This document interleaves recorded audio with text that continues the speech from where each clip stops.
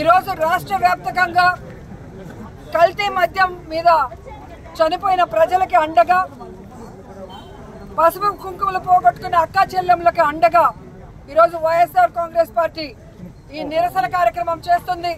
భవిష్యత్తులో ఈ కల్తీ మద్యం వల్ల ఇంకెవరి ప్రాణాలు పోకూడదు, అందరినీ కాపాడుకోవాల్సిన బాధ్యత మన మీద ఉందని చెప్పి జగన్మోహన్ రెడ్డి గారి పిలుపు మేరకు ఈరోజు మనం అందరం కూడా ఈ నిరసన కార్యక్రమంలో పాల్గొని ర్యాలీగా వెళ్ళి ఎక్సైజ్ ఆఫీసర్స్ కి వాళ్ళ నియోజకవర్గాల్లో ఈ కల్తీ మద్యం కానీ బెల్ట్ షాపులు కానీ లేకుండా చేయాలి.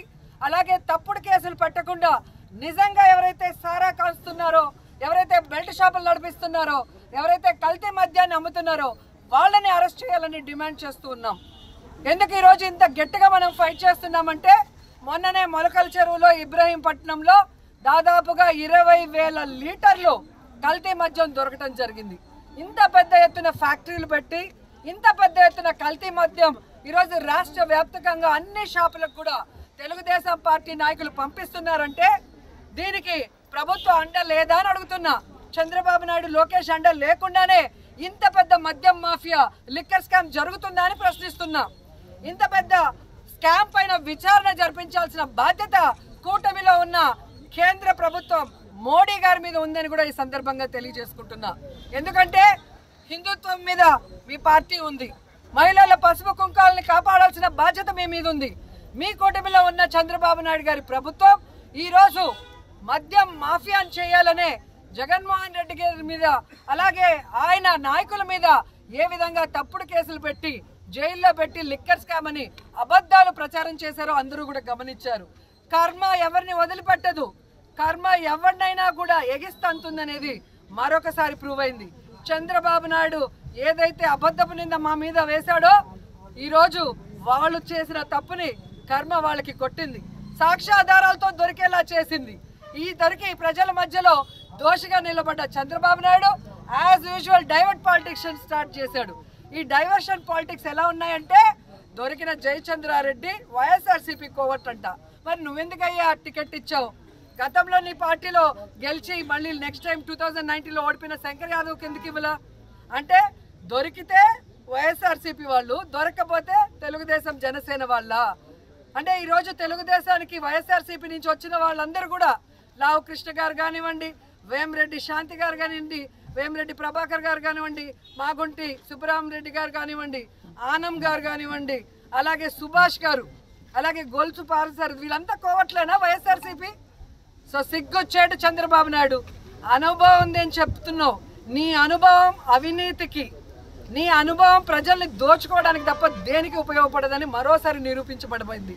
ఈరోజు నువ్వు ముఖ్యమంత్రిగా ఉన్న ఆంధ్రప్రదేశ్లో ఈరోజు నీ ఏపీ స్టేట్లో ఈ విధంగా కల్తీ లిక్కరు ఇంత పెద్ద ఎత్తున మరి దొరికితే దేశంలో అందరూ కూడా తుపుక్కున ఉంచుతున్నారు. కానీ నువ్వేమో సిగ్గు లేకుండా మాకు సంబంధం లేదు, నేను సిట్టు ఎంక్వైరీ చేస్తానని చేతులు దులుపుకుంటున్నావు. నువ్వు ముఖ్యమంత్రిగా ఉన్నప్పుడు ఎన్ని జరిగాయి స్కాములు? నువ్వు వేసిన ఏ సిట్ అయినా ఎప్పుడైనా విచారణ జరిపి న్యాయం చేసిందా? దోషుల్ని శిక్షించిందా? నీ సిట్టు నీ చేతిలో, సిట్ అంటే సిట్టు, స్టాండ్ అంటే స్టాండ్ అన్న విధంగా ఉంది తప్ప ఉపయోగం లేదు. దీంట్లో లోకేష్ నుంచి చంద్రబాబు నాయుడు గారి నుంచి పవన్ కళ్యాణ్ వరకు, కొల్లు రవీంద్ర వరకు ముడుపులు అందాయి కాబట్టే వీళ్ళు 16 నెలలు విచ్చలవిడిగా 1000 కోట్లు దోచుకున్నారు. అందుకే దీని మీద సిబిఐ ఎంక్వైరీ వేయాలి అని మేమందరం కూడా మహిళల తరఫున డిమాండ్ చేస్తున్నామని కూడా ఈ సందర్భంగా తెలియజేసుకుంటున్నాను. ఎందుకంటే ఎవరికైతే మీరు జయచంద్రారెడ్డికి సీట్ ఇచ్చారో కిలార్ రాజేష్ ద్వారా లోకేష్కి ముడుపులు అందాయి. ఏ విధంగా జయచంద్రారెడ్డి ఈరోజు ఫ్యాక్టరీలు పెట్టి ఈ మద్యాన్ని అమ్మిన ముడుపులన్నీ కూడా కిలార్ రాజేష్ ద్వారా లోకేష్కి ఎలా అందాయో అన్నీ కూడా బయటకు వస్తాయి. అలాగే సురేంద్ర నాయుడు జీవిత ఖైదు జైల్లో ఉండాల్సిన వాడు ఎలా బయటకు వచ్చాడు? ఎలా ఈరోజు మద్యం మాఫియాలో మెయిన్గా ఉన్నాడు?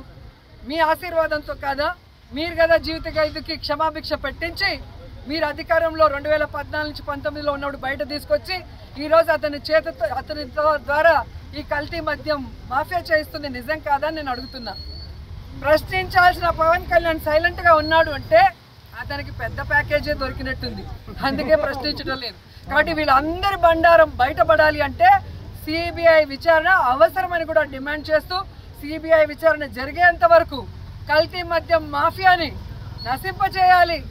ఎక్కడ పడితే అక్కడ బెల్ట్ షాపులు కానీ కల్తీ మద్యం దొరికితే ఫోటోలు వీడియోలు చేసి అప్లోడ్ చేయడమే కాకుండా వాటిని ధ్వంసం చేయాలని కూడా ఈరోజు రాష్ట్ర వ్యాప్తంగా మహిళలకి యువతకి పిలుపునిస్తున్నానని కూడా ఈ సందర్భంగా తెలియజేసుకుంటూ ఈరోజు ఎక్సైజ్ అధికారులను హెచ్చరిస్తున్నాం. తప్పు చేసిన వాళ్ళని, బెల్ట్ షాపులు నడిపించే వాళ్ళని, కల్తీ మద్యం అమ్మే వాళ్ళని అరెస్ట్ చేయండి. అది వదిలిపెట్టి వైఎస్ఆర్ కాంగ్రెస్ పార్టీ వాళ్ళని, అమాయకుల్ని తప్పుడు కేసులు పెట్టి లోపల పెడుతున్నారు. అవన్నీ కూడా కోర్టు ద్వారా మేము బయటకు తీసుకొస్తున్నాం. మీ అందరికీ కూడా కోర్టు మీద నించోబెట్టి శిక్ష చేస్తామని కూడా ఈ సందర్భంగా తెలియజేసుకుంటున్నాం. నారావారి సారా పాలన, కల్తీ లిక్కర్ స్కామ్ పై సిబిఐ విచారణ, కల్తీ లిక్కర్ స్కామ్ పై సిబిఐ విచారణ, కల్తీ మద్యంతో ప్రజల ప్రాణాలు తీస్తున్న సిబిఐ, కల్తీ మద్యంతో